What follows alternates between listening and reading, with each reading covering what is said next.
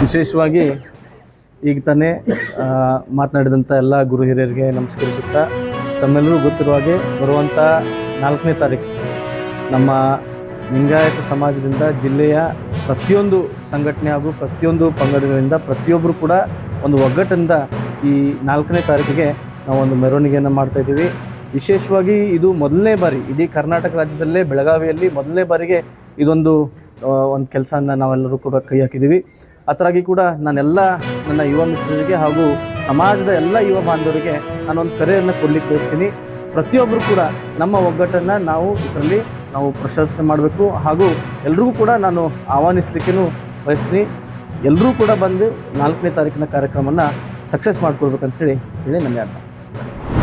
ಬಸವ ಜಯಂತಿ ಆಚರಣೆಯನ್ನು ಎಲ್ಲ ಸಂಘಟನೆಗಳ ವತಿಯಿಂದ ಸಾಮೂಹಿಕವಾಗಿ ಅತ್ಯಂತ ಅದ್ಧೂರಿಯಾಗಿ ಮತ್ತು ಅರ್ಥಪೂರ್ಣವಾಗಿ ಆಚರಣೆಯನ್ನು ಬಸವ ಜಯಂತಿ ಕಾರ್ಯಕ್ರಮ ನಡೆಯಲಿದೆ.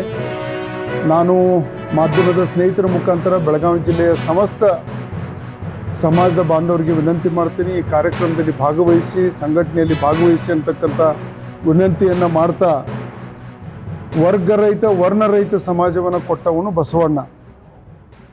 ನವ ಸಮಾಜದ ನಿರ್ಮಾಣ ಮಾಡಿದವರು ಬಸವಣ್ಣನವರು. 12ನೇ ಶತಮಾನದಲ್ಲಿ ಆ ಕೊಟ್ಟಂಥ ವಚನ ಸಾಹಿತ್ಯದ ಮುಖಾಂತರ ಸಂಘಟನೆಯನ್ನು ಮಾಡಿದ ಬಸವಣ್ಣನ ವಿಚಾರಗಳನ್ನು ಮನೆ ಮನೆಗೆ ತಲುಪಿಸಬೇಕು.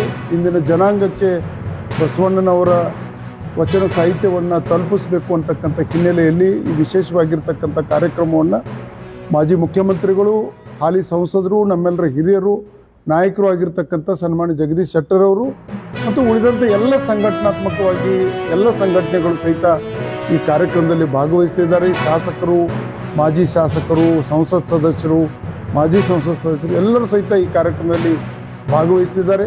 ನಾನು ಮಾಧ್ಯಮ ಸ್ನೇಹಿತರ ಮುಖಾಂತರ ವಿನಂತಿ ಮಾಡೋದು ಇಷ್ಟೇ, ಬನ್ನಿ, ಭಾಗವಹಿಸಿ, ಯಶಸ್ವಿಗೊಳಿಸಿ ಅಂತಕ್ಕಂಥ ವಿನಂತಿಯನ್ನು ಮಾಡ್ತಾಯಿದ್ದೀನಿ.